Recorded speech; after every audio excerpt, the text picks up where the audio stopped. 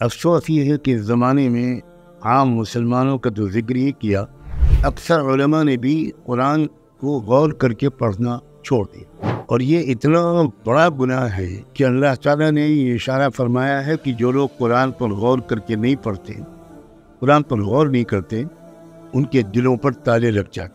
ہر ایک الگ الگ سوچتا کہ کیا میں بھی ان بدبخت لوگوں میں سے ہوں جن کے دل پر اللہ نے تالے لگا دی۔ میں امام ہوں، میں مدرس ہوں، میں مفتی ہوں، میں فتوے لکھتا ہوں، تقریریں کرتا ہوں، اور مجھے خود یہ خبر نہیں ہے کہ میرے دل پر تالے لگے ہو۔ جو قرآن پر غور نہیں کرتا وہ ہزار فتوے لکھتا، وہ ہزار مسائل بتاتا ہو، وہ ہزار امامت کرتا ہو، مرید کرتا ہو، بیعت کرتا ہو، توبہ کراتا ہو، اپنے علاقے میں بڑا عالم مشہور ہو، تو اس کے دل پر تالے پڑ کر رہیں گے چاہے کچھ بھی ہو۔ ان کثیرا من الاحبار والرهبان ليأكلون اموال الناس بالباطل۔ کیا مدرسے کی سند لے کر عالم بننے والا اور سند کے بغیر پھرنے والا انسان یہ دونوں برابر ہو سکتے ہیں؟ تو اس آیت کے ذریعے سے ہم اپنی فضیلت عوام کو سمجھاتے ہیں، لوگوں کی تحقیر کے لیے، لوگوں کا دل توڑنے کے لیے استعمال کرتے ہیں۔ اس سے بڑھ کر قرآن کی تعریف تو شاید یہودیوں نے بھی نہیں، ہم مولویوں نے بھی علم کا مطلب نہیں سمجھا، عوام کیا سمجھیں گے؟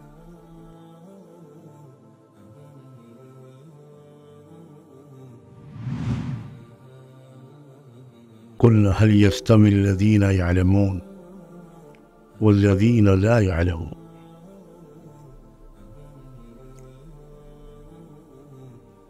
اس آیت میں اللہ تعالیٰ نے رحمت دو عالم صلی اللہ علیہ وآلہ وسلم کو ایک حکم دیا ہے، اور وہ حکم یہ ہے کہ آپ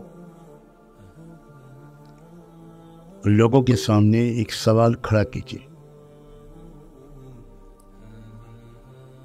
اور وہ سوال یہ ہے کہ هل يستوي الذين يعلمون والذين لا يعلمون؟ کیا وہ لوگ جو جانتے ہیں اور وہ لوگ جو نہیں جانتے یہ دونوں برابر ہو سکتے ہیں؟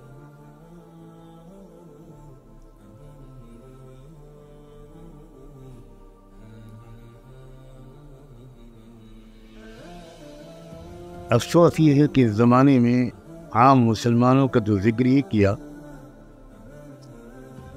اکثر علماء نے بھی قرآن کو غور کر کے پڑھنا چھوڑ دیا،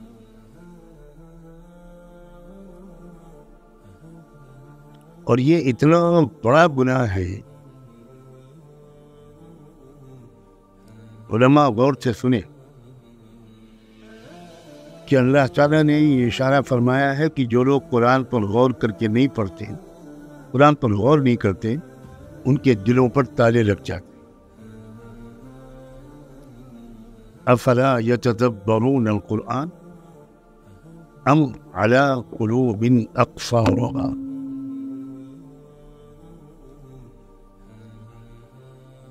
میری ہمت تو نہیں ہے کہ میں آپ سے کہوں، آپ کا مقام بھی بہت بلند ہے، لیکن کاش کہ آپ میں سے ایک ایک سوچ سکتا، ہر ایک الگ الگ سوچتا کہ کیا میں بھی ان بدبخت لوگوں میں سے ہوں جن کے دل پر اللہ نے تالے لگا دی۔ میں امام ہوں، میں مدرس ہوں، میں مفتی ہوں، میں فتوے لکھتا ہوں، تقریریں کرتا ہوں، نکاح پڑھاتا ہوں، نماز جنازہ پڑھاتا ہوں، خوب عوام کو نصیحت کرتا ہوں، اور مجھے خود یہ خبر نہیں ہے کہ میرے دل پر تالے لگے ہو۔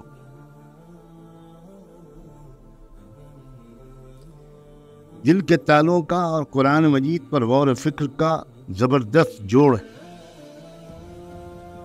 اور یہ آیت بتا رہی ہے کہ کیا رشتہ ہے ان دونوں میں۔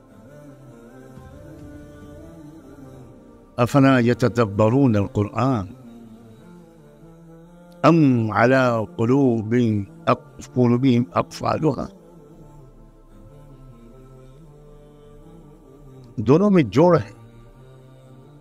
جو قرآن پر غور نہیں کرتا وہ ہزار فتوے لکھتا، وہ 1000 مسائل بتاتا ہو،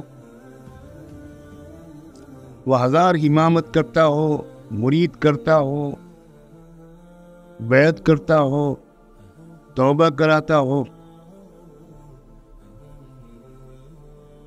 اپنے علاقے میں بڑا عالم مشہور ہو، لیکن اگر وہ خود قرآن پر غور نہیں کرتا تو اس کے دل پر تالے پڑ کر رہیں گے، چاہے کچھ بھی ہو۔ ان کثیرا من الاحبار والرهبان لیأکلون اموال الناس بالباطل۔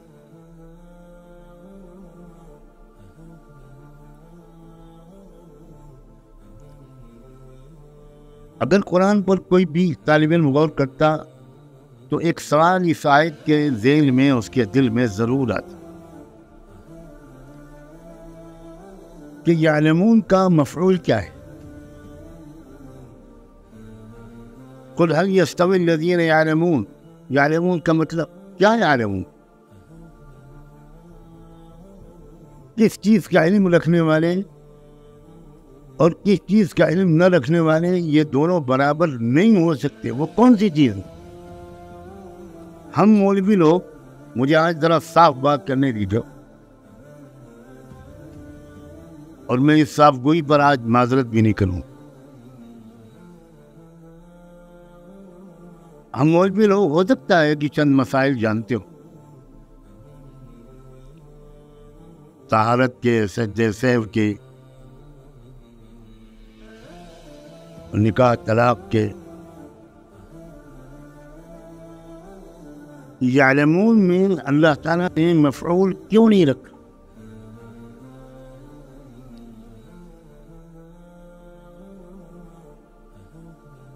ہم لوگ ہمیشہ ہی بیان کے پہلے یہ آیت پڑھتے ہیں اور اس کے بعد جو اس کی تشریح کرتے ہیں وہ اس کو سن کر میں بتا نہیں سکتا کہ میری کیا کیفیت ہو، کیونکہ یعلمون سے ہم لوگ جو مراد لیتے ہیں وہ یہ ہے کہ کیا مدرسے کی سند لے کر عالم بننے والا اور سند کے بغیر پھرنے والا انسان یہ دونوں برابر ہو سکتے ہیں؟ تو اس آیت کے ذریعے سے ہم اپنی فضیلت عوام کو سمجھاتے ہیں، اور قرآن کا اس آیت کا استعمال اپنی فضیلت جتانے کے لیے، اپنے کبر و غرور کو بڑھانے کے لیے، لوگوں کی تحقیر کے لیے، لوگوں کا دل توڑنے کے لیے استعمال کرتے ہیں۔ اس سے بڑھ کر قرآن کی تعریف تو شاید یہودیوں نے بھی نہیں۔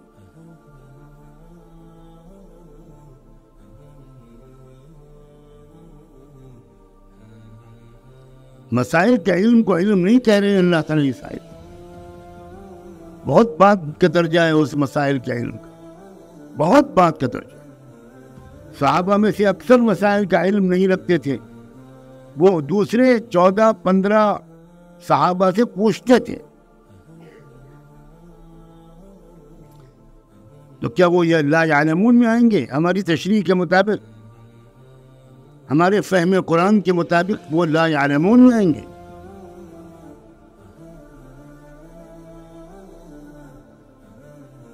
یعلمون کا سب سے بڑا متعلق ہے اللہ کی ذات و صفات۔